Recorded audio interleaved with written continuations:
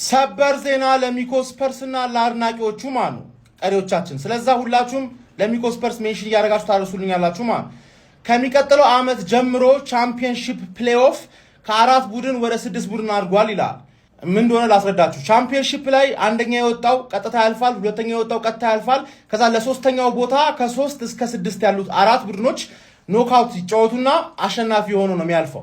ከሚቀጥለው ዓመት ጀምሮ ግን 6 ቡድኖች ከ3ኛ እስከ 8ኛ ያሉት ኖክአውት ይጫወቱና ሶስተኛ ቡድን ሆኖ የሚገባው ከ6ቱ አንዱ የወጣው ነው ማለት ነው። ይሄ ደግሞ ለሚኮ ስፐርስ ምርጥ ዜና ማለት ብትወርጂም ከአንድ ዓመት በላይ አትቆይም ማለት ገባሽ አይደል?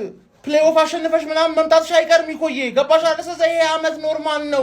ኔክስት ሲዝን ብቻ እኛ ደብል ቻንስ እያለን እንቀምርብሻለን። ማንም ስለማይችልሽ ቻምፒየንሺፕ ማለት ጽድት ያለ ስቴዲየም ለቻምፒየንሺፕ ማይመጥን ስቴዲየም ገባሽ አይደል? ታዝናናችኋለሽ ከዌልስ ምናምን ያሉ ቡድኖች ገባሽ አይደል? ከክፍለ ሀገር ምናምን ከእንግሊዝ ክፍለ ሀገር ምናምን እየመጡ ነው አንቺ ሜዳን የሚጎበኙት ነው የምልሽ። ከዛ አንድ ዓመት አዝናንተሻቸው ተመጫለሽ ፕሪሚየር ሊግ። አስባችሁታል ማለት አርሰናል ዋንጫ የሚበላበት ዓመት ስፐርስ ሲወርድ። አረ ማን እኔ እንግሊዝ ያሉ የአርሰናል ደጋፊዎች ግን ተካሳችሁ ነው የምልሽ። ሚኮ ለምን እንደሆነሽ ንገርሽ። ከ2 ዓመት በፊት ትዝ ይልሻል አይደለ? 2 ማሊያ በሲቲና የሲቲና የስፐርስ ማሊያ ለብሰሽ የመጣሽ ጊዜ ግፍ እኮ ነው ግፍ። ይሄ ግፍ ነው ያስወረደሽ አባቴ። ትወርጃለሽ። የሚገርም ኮኖ ጀመው ማንቸስተር ዩናይትድ በክረምቱ የኢንተር ሚላኑን የፌድሪ ዲሞክራሲን ለማስፈረም እንግዲህ ተፍተፍ እያለ እንዳለ መረጃዎች እያመለከቱ ይገኛል። ቪዲዮ ለማንቸስተር ዩናይትድ ደጋፊ ሼር እያደረጋችሁ የቡርኖ ጉማሬን እንግዲህ ዝውውር ማንቸስተር ዩናይትድ እጅጉን እያፈጠነ እንዳለ ብዙ መረጃዎች እያመለከቱ ይገኛል። ቡርኖ ጉማሬም እንግዲህ ማለት ነው ወደ ማንቸስተር ዩናይትድ ለመዘዋወር ያለው ፍላጎት በጣም ከፍተኛ መሆኑን ነው እየተናገሩ የሚገኙ። በግራ ክንፍ በኩል ማንቸስተር ዩናይትድ ሊያስፈርም ከሚፈልጉ አጥቂዎች መካከል የዲ ማንዴላን እንግዲህ ለማስፈረም መጀመሪያ ለማንቸስተር ዩናይትድ ቀዳሚ አድርጎት ነው የሚገኘው። የዲ ማንዴላን ዝውውር እንግዲህ ልጁ ወደ ማንቸስተር ዩናይትድ የመምጣት ፍላጎት እንዳሉ መረጃዎችን ተመልክተናል። ኤልያስ አንደርሰንን ማለት ነው ማንቸስተር ዩናይትድ እጅጉን እንደሚፈልገው ይታወቃል። ነገር ግን በዚህ ሰዓት ላይ ሲቲዎች ይህን ዝውውር ለማፋጠን እየሞከሩ እንዳሉና ሮድሪ ወደ ሪያል ማድሪድ የመሄድ ፍላጎት እንዳለው ነው መረጃዎች እየተነገሩ የሚገኙ። ዩናይትድ አሁንም ሌባባ ላይ ፍላጎት እንዳለው ነው እንግዲህ እየተነገረ የሚገኘው። ይህም ደግሞ ብራይተኖች ደግሞ 100 ሚሊዮን ፓውንዱን አንቀንስም እያሉ ይገኛል። ጀሞ አዲስ ነገር ሲኖር ፓስ እናደርጋለን። ቪዲዮ ላይክ ኮፒሊንግ ሼር እንዳይረስ። ብቻውን ተሸክሞ ዋንጫ የሚያስበላ ዘ ኢጂፕሽያን ኪንግ ከእንግሊዝ ፕሪሚየር ሊግ ምርጥ ቀኝ መስመር ተጫዋቾች አንዱ ቢባል ሚያንስበት ለኔ በአገሬም ጠላት ነው፣ በክለብም ጠላት ነው፣ ግን ኳስ ይችላል። ሙሐመድ ሳላ በአመቱ መጨረሻ እንግዲህ ሊለቅ ነው ሊቪን። እንግዲህ ኳስ እንዲህ ነው በቃ። ጨካኝ ስፖርት መላመድ አይቻልም አባቴ። አምና እንግዲህ አይተናል። ብቻውን ለአሮጊቷ ዋንጫ አንኪ ብለዋል። በቃ ብቻውን አንድ ሰው ሳይተባበረው ማለት ለቅሱ የጎል አቅርቦት ሲቆም አይተናል እኮ ምን እንደተፈጠረ። ዘንድሮ አንድ የሊቪ መውረድ የሱ እንትን ነው፣ የሱ አቋም መውረድ ነው።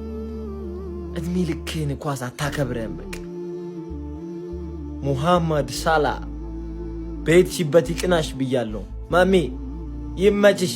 ሊቪዎች ሳተኩት ይኸው አምልጧቸዋል። ምን እንደሚወጣህ እናያለን። እንግዲህ በሄድሽበት ይቅናሽ። ቢግ ሪስፔክት ብራዳ። ነገሮች ኮስተር እያሉ እየመጡ ነው ሀቢቢ። ቪዲዮውን በደንብ ኮፒ ሊንክ እያደረክ ለሰፊ አርሰናል ደጋፊ ታደርሰዋለህ።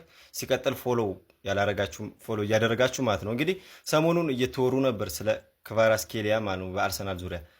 ዛሬ ጠዋት ላይ ደግሞ ሚጌል ደላን ያው በዝውውር ጉዳይ ታማኝ ነው፣ ስፔሻሊ ስለ አርሰናል ሲያወራ ማለት ነውና ምን የሚል ነገር ይዞልህ መጣ ሀቢቢ? እንግዲህ ክለባችን አርሰናል አንድሬ ቤርታ ማለት ነው የጀለስን ጉዳይ እያንዳንዷን ነገር በምን መንገድ እንደሚገኝ በደንብ ኤክስፕሎር እያደረጉ እንደሆነና ከዚህ በፊት ስንሰማ የነበረው ከፓሪስ ሰን ጀርመንም ሆነ ከልጁ ኤጀንቶች ጋር ምንድነው ምንም መስማት የሚፈልጉት ነገር እንደሌለ ነው። አሁን ግን የልጁ ወኪሎች ከሌሎች በኩል የሚመጡ ጥያቄዎች ካሉ እሱን ለማድመጥ ፍቃደኛ እንደሆኑ ኤጀንቶቹ ማለት ነውና ሲቀጥል አርሰናል ማለት ነው እንደ ክለብ የዘንድሮን የፕሪሚየር ሊግ ዋንጫ ካነሳ ክቫራትስኬሊያ ኖርዝ ለንደን እንደሚያመጡት እንደተማመኑ ልጁ እንደሚያመጡት ተማምነዋል የሚል መረጃ ይዞ ቀቻለ ሚጌል ደላኒ ሀቢቢ። ነገር ባለፈው እኔ ወግ ብቻ መስሎኝ ነበር። አሁን ኮስተር እያለ እየመጣልህ ነው የምልህ። እስኪ ሐሳባችሁ ምንድነው በልጁ ጉዳይ ማለት ነው? መጀመሪያ ፕሪሚየር ሊግ ዋንጫ ቤዚክ ሊሆናል። ከዛ ደግሞ እንደምታዩት ነው ልጁም ኤጀንቶቹ